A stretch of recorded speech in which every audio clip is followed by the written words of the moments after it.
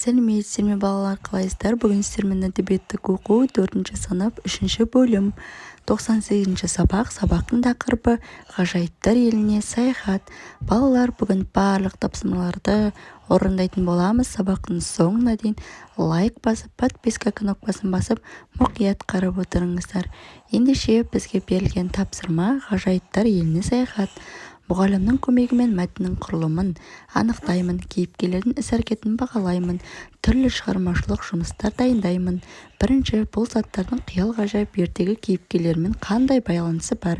Бізде суретте қаламсап және аяқ киім, очки берілген, иә балалар?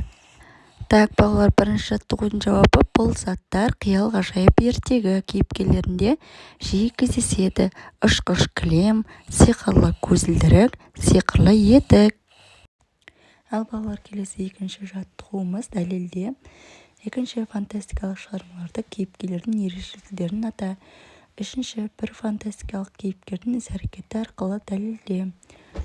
Рудольф Эрих Распе 1736-1794 жылдары жазушы әрі геолог, Ганновер қаласында дүниеге келген. Жазушы Мюнхгаузеннің хикаялары туындысымен дүниежүзі оқырмандарына таныс. Екінші жауабын оқиық. Фантастикалық шығармаларды кейіпкердің ерекшеліктері мазмұны өмірде болмаған, қиыннан қиыстырылған, өтірік түрінде келеді, яғни қиялдан туған кейіпкерлер болады. Үшінші жауабы: фантастикалық кейіпкер адам балық.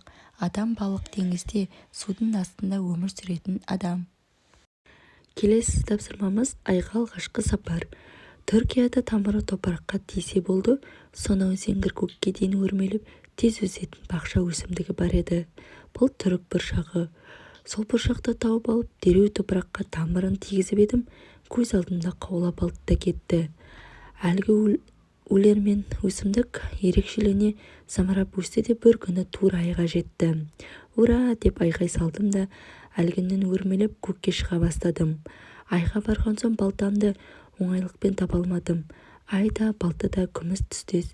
Күміс үстінде жатқан күміс көріне қоймайды екен.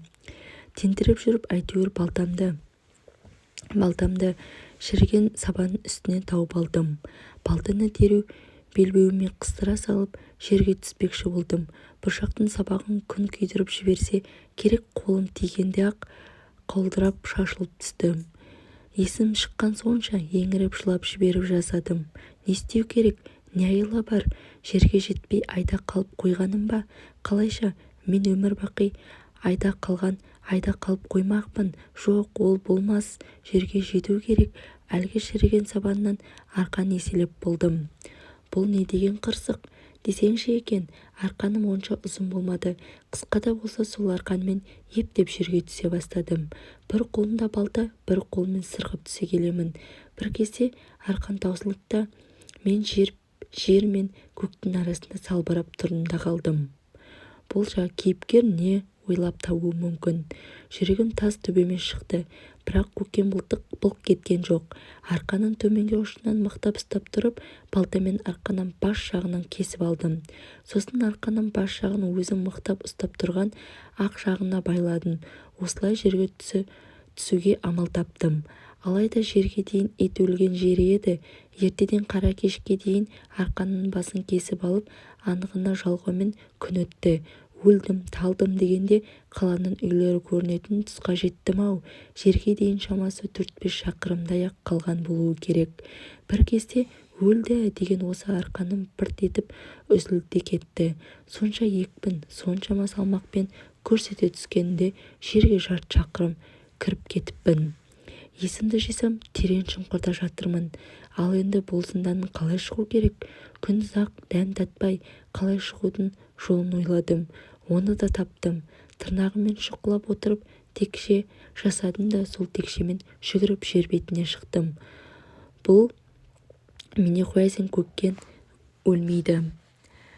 Бұл жерде жалпы балалар әңгіме түсінікті болды деген ойдамын, иә сіздерге. Келесі 4-ші тапсырма әңгімеле.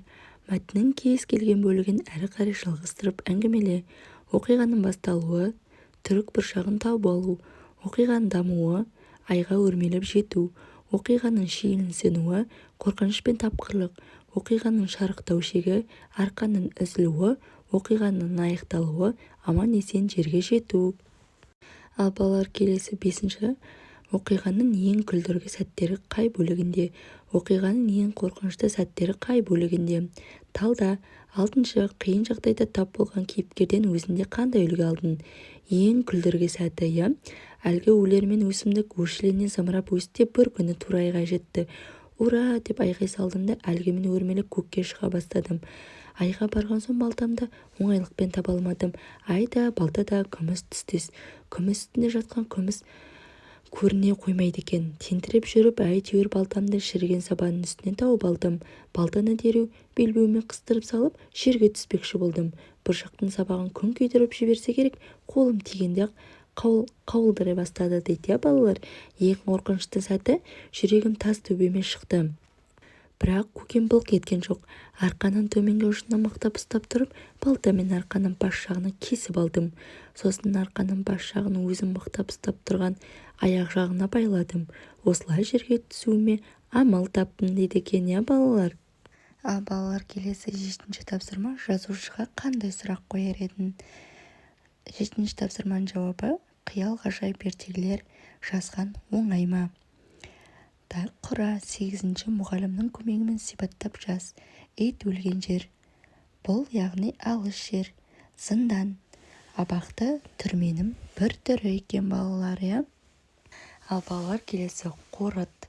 9-ші жазушының шығармасынан саған не ұнады?